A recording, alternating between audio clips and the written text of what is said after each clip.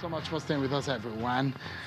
Today, the APC campaign led by the party's presidential candidate Muhammadu Buhari hit Lokoja, the capital of Kogi State, where he told party supporters they should not make a mistake of electing his opponent, saying he has what it takes to fix Nigeria.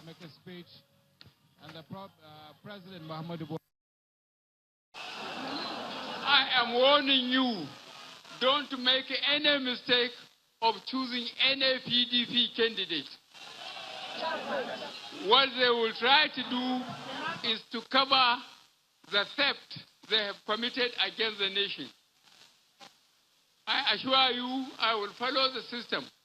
Anybody that was found responsible, we will get him, take away the money from him, put it in the treasury.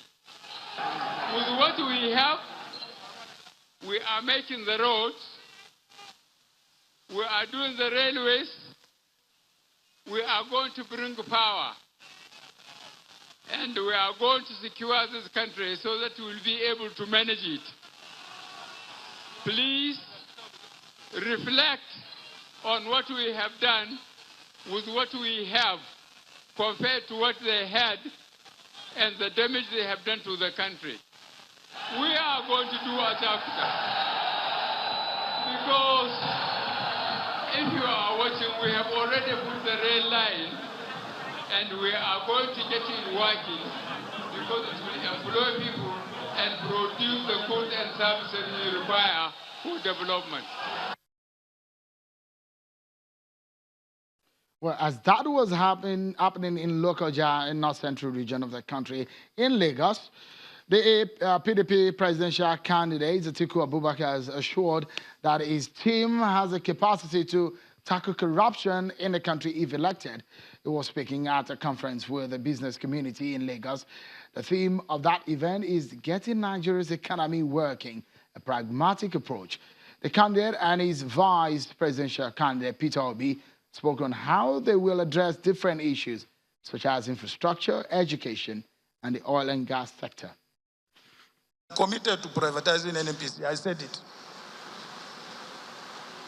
I swear, even if they are going to kill me, I will do it.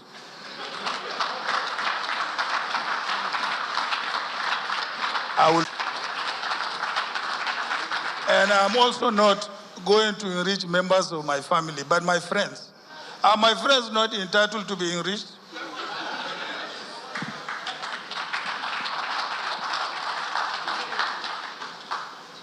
As long as there is no element of corruption there.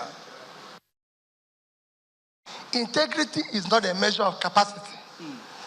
You can have somebody who claims, as you have seen now, to have integrity, but because they don't have capacity, the whole thing will collapse.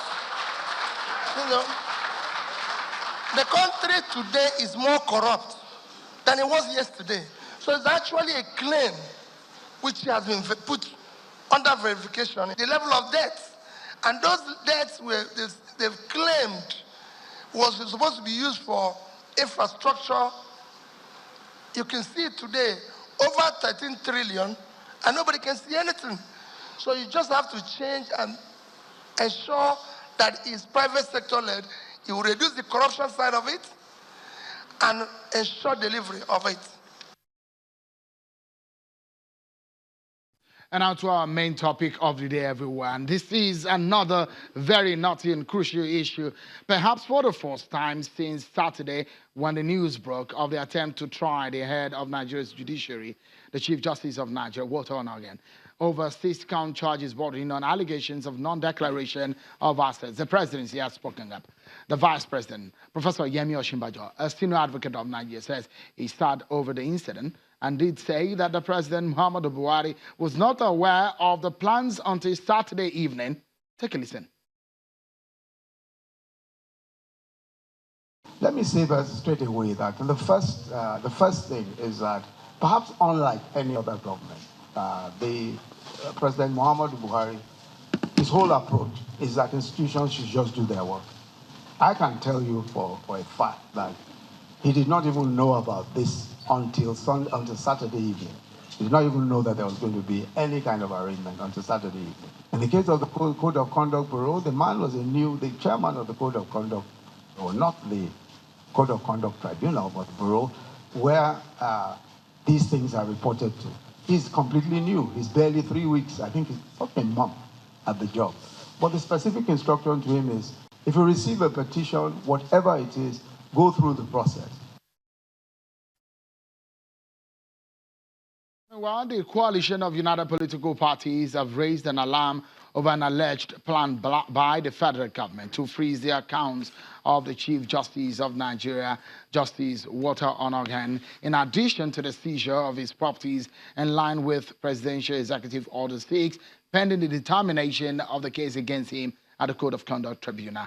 At a news conference in Abuja, the spokesperson of the coalition, Mr. Ikenga Ugochinyo, released a letter titled Request for Freezing of Bank Accounts Subject to Investigation and Prosecution pursuant to Presidential Executive Order 6 of 5th July 2018. The letter dated 14th of January and signed by Mr. Abiodun Ayokomo, allegedly on the directive of the Attorney General of the Federation, is addressed to the director of the Nigerian Financial Intelligence Unit.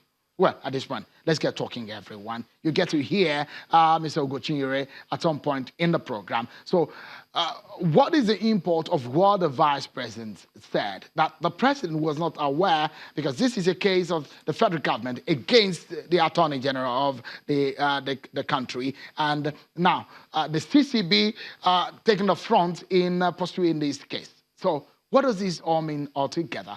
Politics? Battle against the judiciary? What exactly are all these issues? Joining me to discuss this issue are two lawyers, Mr. Kayode Ajila, former National Secretary of the Labour Party, and Mr. Onnoghen, a member of the PDP. Thank you so much, gentlemen, for coming on tonight.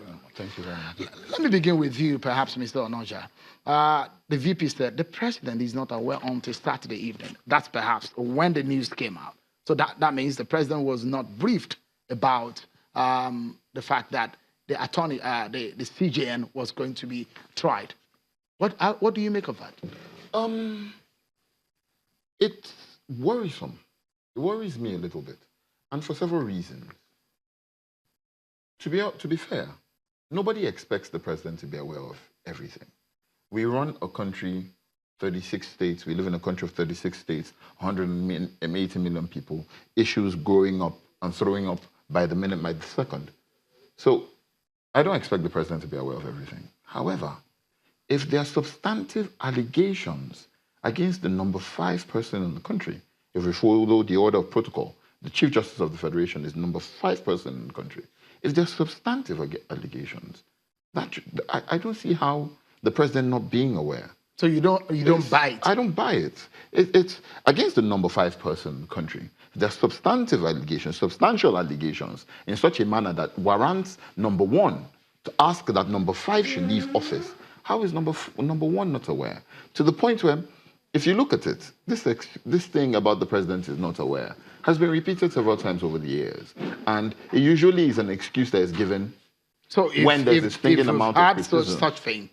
So when there's if you've heard that sometimes the president is not aware, and if you hear what the vice president did say, that a lot of the time the president is such a man who likes to allow the system to work.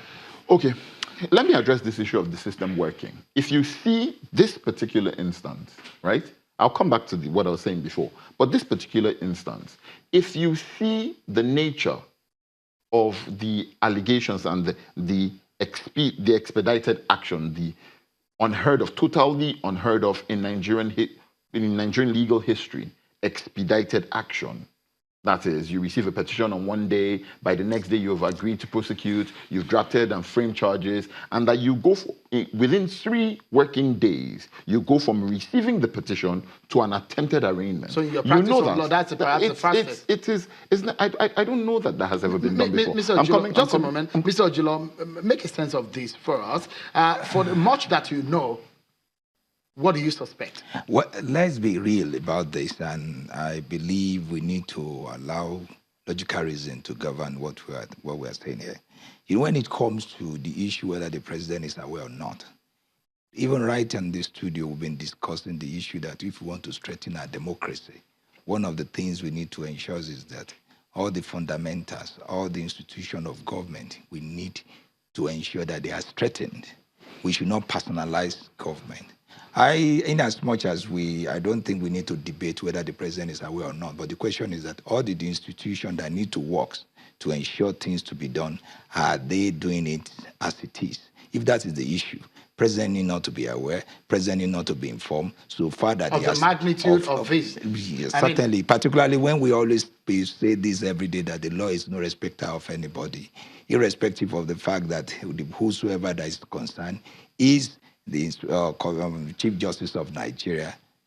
If that's what it is, it may be so far that the institution of government that has had the responsibility to prosecute, to investigate, they are doing their job. And I want to show that this is more like a vote of confidence from the president on whosoever that is doing their job, that, look, I need not to be aware, I need not to talk about. Is it rather not indicting for the president not to be aware of its magnitude? I don't want to believe that. It's not a small issue, is it? It is not a small issue. It is not a small issue, but I want to believe that officially, president need not to be aware. President need not to be aware, because one thing we have to know is this: the Constitution is so clear.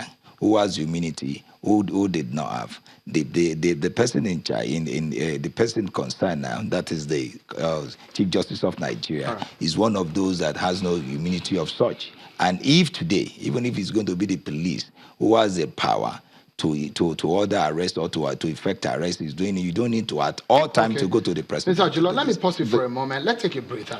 But when we come back, we'll talk about the processes that led to the issue of the possible plan arraignment of the CJN and what this means for our politics and our polity. We'll take a breather, everyone. And when we come back, we dig deeper into the president being aware or not and what the vice president said.